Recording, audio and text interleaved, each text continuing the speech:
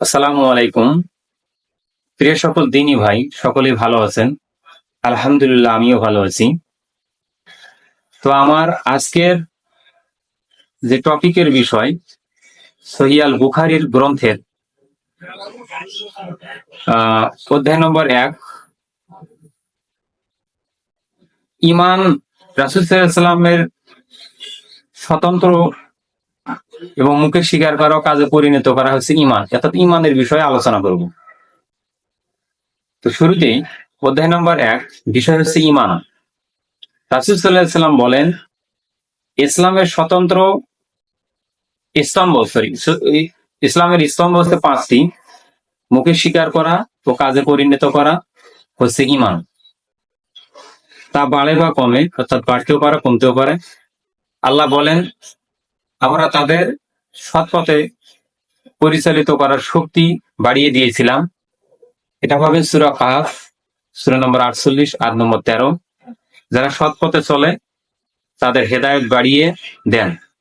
সূরা মুহাম্মদ, সূরা নম্বর 47, আয়াত নম্বর 17।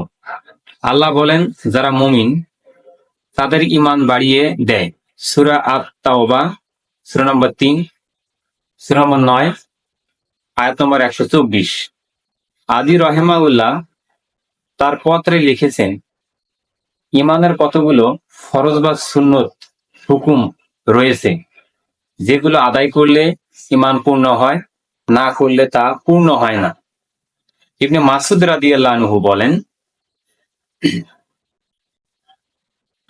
ইয়াকিন পূর্ণ হচ্ছে ঈমান, ইয়াকিনে হচ্ছে পূর্ণ ঈমান। আল্লাহ বলেন, হে মুহাম্মদ, আমি আপনাকে ও নূহকে একই ধর্মের আদেশ করেছি। অর্থাৎ নূহ আলাইহিস সালাম এবং মুহাম্মদ সাল্লাল্লাহু আলাইহি ওয়াসাল্লাম যে ধর্মের উপর প্রতিষ্ঠিত আছেন, দুটো আয়াতে। এটা পাবেন সূরায়, সূরা নম্বর 42, আয়াত নম্বর 13।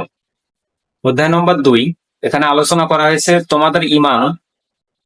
অর্থাৎ উমর রাদিয়াল্লাহু আনহু বলেন, রাসূল সাল্লাল্লাহু আলাইহি ওয়াসাল্লাম বলেছেন, ইসলামের স্তম্ভ হচ্ছে 5টি। আল্লাহ ব্যতীত কোনো মাবুদ নেই, মুহাম্মদ সাল্লাল্লাহু আলাইহি ওয়াসাল্লাম আল্লাহর রাসূল। এ মর্মে সাক্ষ্য প্রদান করা, সালাত কায়েম করা, যাকাত দেওয়া, হজ সম্পাদন করা, রমাদানে সিয়াম পালন করা।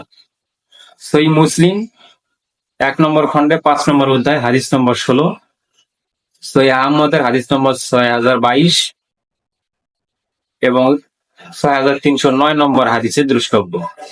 অধ্যায় নম্বর 3, এখানকার বিষয় ঈমানের বিষয় সমূহ। এখানে বলা হয়েছে যে আল্লাহ বলেন, কোন পূর্ণ নেই পূর্ব বা পশ্চিম দিকে তোমাদের মুখ ফেরানোতে।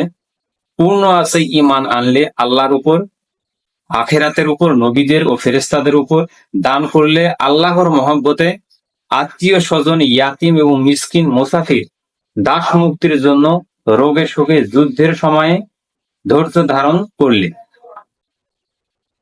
এরাই প্রকৃত সত্যপরায়ণ, সফল কাম বা সফলতা লাভ করেছে। তারাই মুমিন এবং তাদেরকে মুমিনগণ বলে আখ্যা দেওয়া হয়েছে। এটা পাবেন সূরা মুমিনুন, সূরা নম্বর 23, আয়াত নম্বর 1। আবু হুরায়রা রাদিয়াল্লাহু আনহু থেকে বর্ণিত, নবী সাল্লাল্লাহু আলাইহি ওয়াসাল্লাম বলেন, ঈমানের 60-এরও অধিক শাখা রয়েছে। লজ্জা হচ্ছে তার মধ্যে সবচেয়ে ছোট একটি শাখা। এটার বর্ণনা আরো পাবেন সহিহ মুসলিমের হাদিস নম্বর 35, সহিহ আহমদের হাদিস নম্বর 9372। এই হাদিসের মান সহিহ। তো আপনারা আমার কথাগুলো শুনতেছেন, আমার চ্যানেলটি সবাই সাবস্ক্রাইব করবেন। আসসালামু আলাইকুম।